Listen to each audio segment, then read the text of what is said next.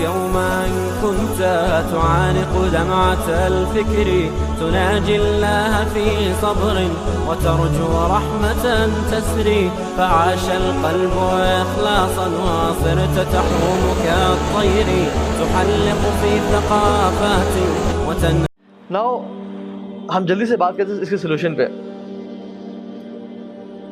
سب سے پہلا سلوشن وہ یہ ہے کہ اپنی نظریں نیچے کر لیں.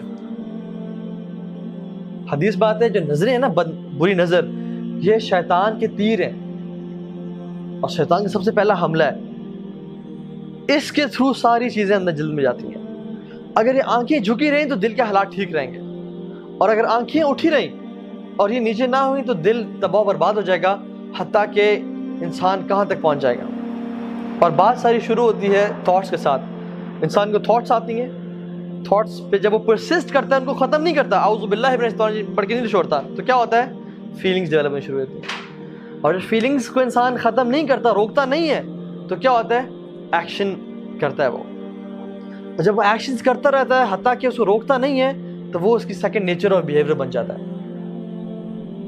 یہ ایک سائیکل ہے جس کو ہم کرتے ہیں. اگر ہم تھاٹس سے ہی رک جائیں, جو شیطان نے وسوسہ دیا کہ اس شخص کو, اس عورت کو دیکھو, یہ وہ جو عورت ہے کتنی وہ آئی تھنک تمہارے بارے میں انٹرسٹڈ ہے اور she is an easy prey for you, یا تم اس کے بارے میں ایسا کہ اس کو ٹیکسٹ کرو. یہیں سے اگر انسان نہیں رکے گا تو کیا ہو جائے گا, حتیٰ کہ وہ ایک ایسی بری عادت میں ڈل جائے گا کہ جہاں پہ اس کے نکلنا بہت مشکل ہو جائے گا, وہ پھنس جائے گا.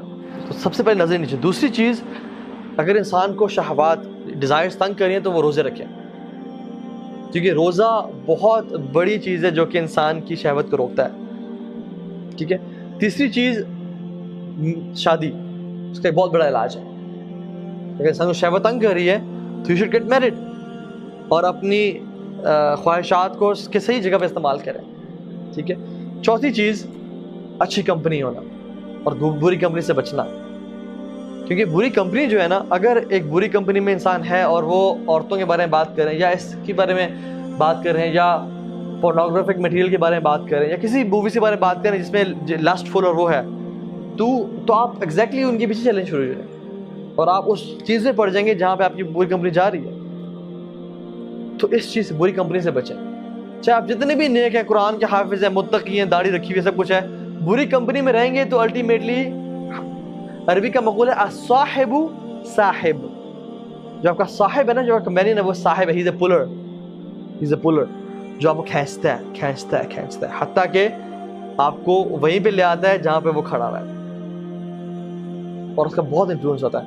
ابن قیم الجوزی رحمہ اللہ کہتے ہیں کہ برا دوست سام سے بدتر ہے, کیونکہ سام تو انسان کو ڈنگ مار کے موت کے منہ میں ڈالتا ہے.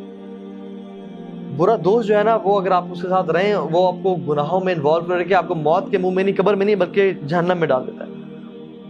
اور پھر امام ابن قیم کہتے ہیں کہ برا دوست شیطان سے ہی بدتر ہے, کیونکہ وہ شیطان تو آپ کو آتا ہے اور کان میں وسوسے کرتا ہے کہ یہ کام کرو, فلاں کام کرو. برا دوست تو آتا ہے, آپ کو اٹھاتا ہے, آپ کو لے جاتا ہے گناہ کی جگہ پہ, آپ سے گناہ کرواتا ہے, اور پھر آپ کو 100 بہانے دیتا ہے کہ اپنے ماں باپ کو کیا بتانا ہے. آپ کو جو ہے نا اللہ تعالیٰ سے دور کر رہا ہے. شیطان تو آپ کو صرف وسوسے دے رہا ہے, لیکن برا دوست آپ کو اٹھا کے لے جاتا ہے, آپ کو فائنانس بھی کرتا ہے, آپ کو گاڑی پہ اٹھا کے لے گیا, گناہ کروایا, پھر واپس آ کے چھوڑ دیا اس نے, اور پھر مشورے دے کے کیا کرنا ہے. تو یہ چیز ہے, بری کمپنی سے بچیں ہر حالت میں. اسی طرح سے وہ کہتے ہیں کہ an empty mind is devil's workshop. اپنے آپ کو مصروف رکھیں, فری ٹائم نہ گزاریں, بالکل بھی نہیں. آپ کو پتہ ہے کہ میں اثر سے مغرب فری ہوتا ہوں, جم جوائن کر لیں, جاگنگ پہ چلے جائیں, سائیکلنگ کرنا شروع کر دیں, سوئمنگ کر لیں, کوئی اچھے کام کریں, اکیلے مت رہیں. کیونکہ ہمیں پتہ ہے کہ دن کا کچھ ٹائم ہوتا ہے جب فار ایگزامپل بندہ گھر پہنچا اور ماں باپ بھی نہیں ہے, گھر خالی ہے, تو انسان وہ ٹائم ہوتا ہے جب شیطان سب سے زیادہ حملہ کرتا ہے انسان پہ.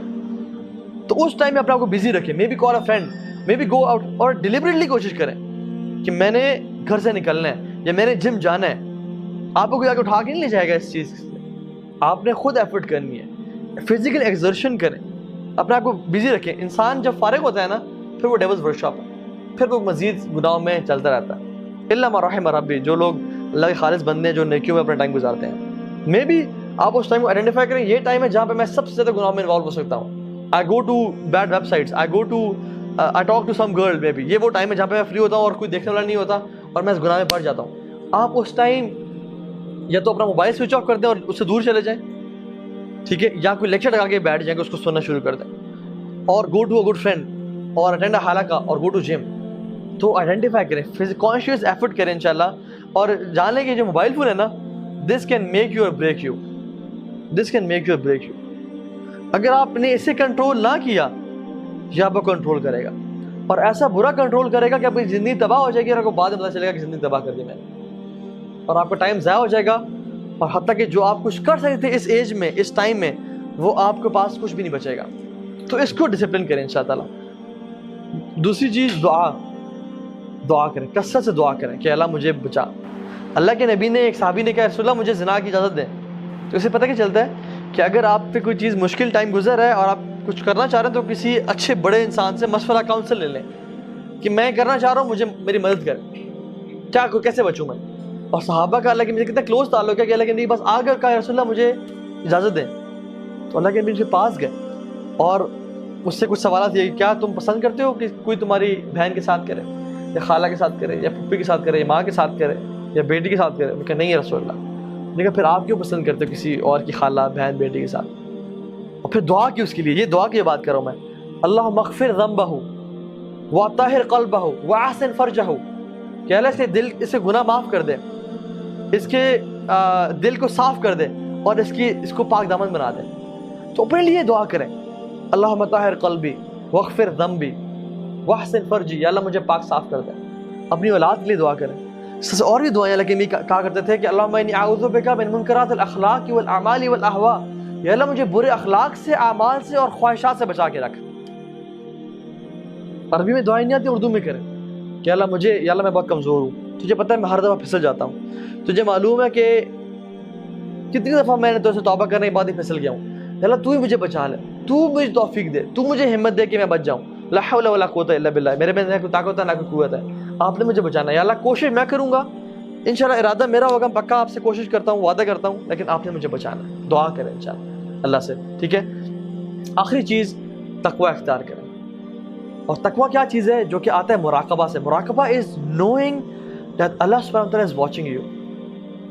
You know sometimes کبھی کبھی انسان پہ جب یہ دبے پڑتے جاتے ہیں نا, کالے دبے, انسان کی اسپریچول اسٹیٹ اتنی بری ہو جاتی ہے کہ all what he fears is کہ مجھے لوگ نہ دیکھ رہے ہوں. جب بھی کوئی عورت گزرتی ہے تو دائیں بائیں دیکھتے ہیں کہ مجھے کوئی لوگ تو نہیں دیکھ رہے. اللہ کا خوف ہی دل سے نکل جاتا ہے, اور اس کو صرف خوف ہے کہ مجھے لوگ نہ دیکھ رہے ہوں. اگر کوئی انسان نہیں ہے تو میں جی بھر کے پھر سے عورت کو دیکھ لوں گا. استغفر اللہ. What a pathetic spiritual state this is. انسان اللہ سے کوئی خوف نہیں اور لوگوں کا خوف اس کے دل میں ہے. جو رب اس سے سانس دے رہا ہے, جس رب نے اس کی ٹانگوں میں طاقت دی ہوئی ہے, جس سے وہ کھڑا ہوا ہے, اس سے خوف نہیں ہے. لیکن لوگوں کا خوف جنہوں نے کچھ بھی نہیں دینا اسے, اور جو مشکل وقت میں چھوڑ کے چلے جانے والے ہیں. اور سبحان اللہ, انسان کتنا ناشکرا ہے کہ جب وہ اکیلے کمرے میں کنڈی لگا کے اندھیرے میں گناہ کر رہا ہوتا ہے, اور اس کا رب رحمان اسے دیکھ رہا ہے اور جانتا ہے کہ میرے خلاف جا رہا ہے, لیکن سٹل وہ اسے آکسیجن دیتے کہ تم سانس لے لو. سٹل وہ اسے, اس کی آنکھوں میں جو جس آنکھوں سے وہ گناہ کر رہا ہے, اس کی آنکھوں کی بصارت جو ہے وہ اس کو چھین نہیں لیتا, بلکہ دیکھتا ہے کہ شاید تم پلٹ آؤ, شاید کسی دن تجھے ریئلائز ہو جائے اور تو توبہ کر لے.